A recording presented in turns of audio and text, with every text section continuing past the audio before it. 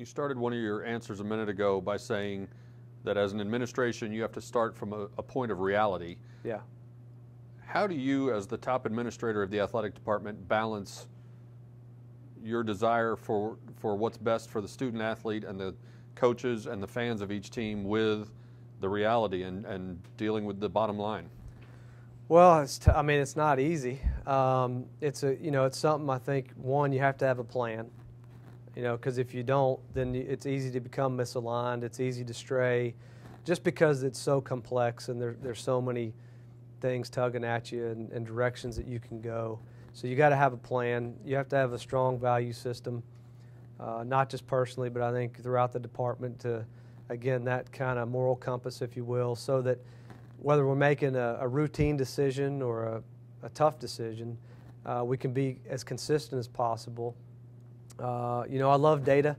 Now, you can't always have it, and so obviously there are times when you have to make decisions or you have to do things and you don't have the luxury of being deliberate, but when you can be deliberate and you can get access to information and you can involve others and you can try and get some feedback, then at some point you make the decision based on the information available to you, and you just have to be at peace with the idea that, again, if you missed something or if it doesn't turn out the way you wanted, at least you did the best you could and you learn from it and you move on. So I think it's a combination of making sure the student athlete's the focal point, making sure you're doing the very best you can do, and that you're doing it the right way, making sure you're making a sincere effort to be inclusive, and to really think about the best interests of the department and the institution above the interests of any particular person, myself included, and then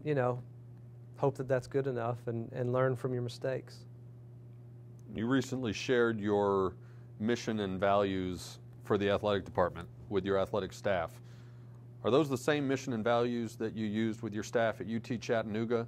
Or if you tailored them to SMU, how are they different here? Yeah, they are different. And again, I kind of touched on this earlier. It's important, I think, that plan is unique to SMU. I mean, it would be, I think, quite obvious to people if it was something I just took from somewhere else and tried to kind of shove a square peg into a round hole and make work here. It was a result of, again, a lot of input, a lot of collaboration. And it's a plan, by the way, that will be shared publicly and more broadly in time. Right now, we've really introduced the framework that consisted of the vision, mission, values, and goals. And now we're installing the plan. So we're sharing it with some campus groups and some organizations to help get some feedback and again, maybe point out some things where we missed or something we weren't thinking about. And now we're clearly defining everybody's role, making sure they understand how they fit into the plan and what's expected of them, those standards and expectations to help us meet our goals and move the program forward. And then I think by this summer we'll be in a position to really, again, share it more broadly. But, our mission is going to be similar to a lot of other athletics programs. I mean, because at the end of the day, we all kind of aspire to do similar things. And so there's some similarities, but it's not cookie cutter by any means. And then the values, I think, are very unique to SMU. Again, to what we think is important, to who we are and who we want to become.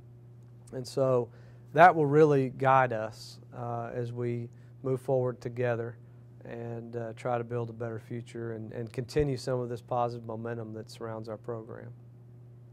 Just like at a lot of schools, a lot of attention at SMU is paid to football and basketball. Most heavily attended sports, most covered sports.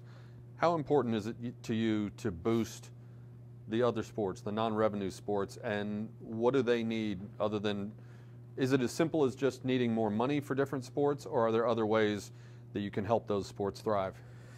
Yeah, I mean, money always helps, but it's not, it's not going to solve everything. Again, I've been at schools that are well-resourced and schools that are under-resourced, and money's good, but, you're always going to have a challenge. When you have 17 sports, and again, it's a kind of a broad, diverse offering, some of which are going to appeal, more than others, depending on regionality and success and a number of other factors. So I think we just have to be strategic about it. And like I said, the first and foremost priority for us is to make sure that all 398 student athletes across the 17 sports are having a quality experience.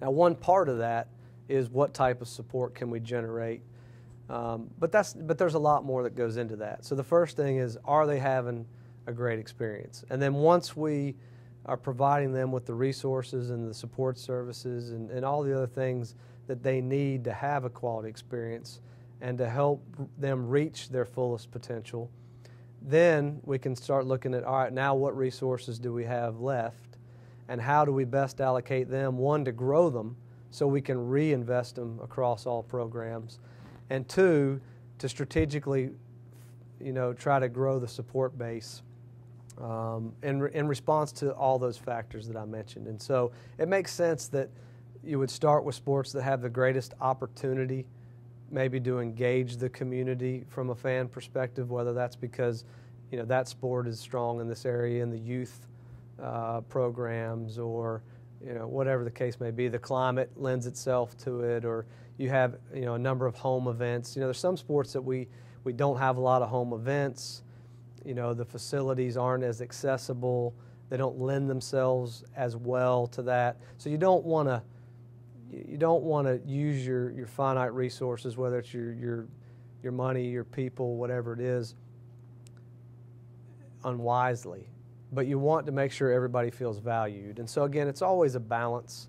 I think the key is to engage the coaches and the student athletes in that conversation so that they understand how we're allocating resources and why maybe it may appear that some sports are better covered than others. I mean, there's a lot of confusion about the media's role in all this. I mean, many times a coach or a student athlete will say, well, how come we won this or we accomplished that, and it's not even in the paper, or it's not even on the news, or it's not even on the internet, and this other sport isn't achieving those levels of success, and they're getting a lot of coverage. And so some of it's education and including them and making them feel involved as part of that process.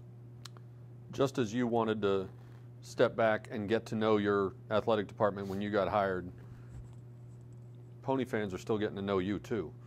What's something that Pony fans ought to know about Rick Hart that might not be available in, say, your online bio on the school's website? Yeah. Well, I wish there was something. I really do. I wish I was interesting. Like I said, if it ever becomes about me, then you've got a problem. I love what I do. It's a way of life for me, as it is, I think, for so many people in this industry.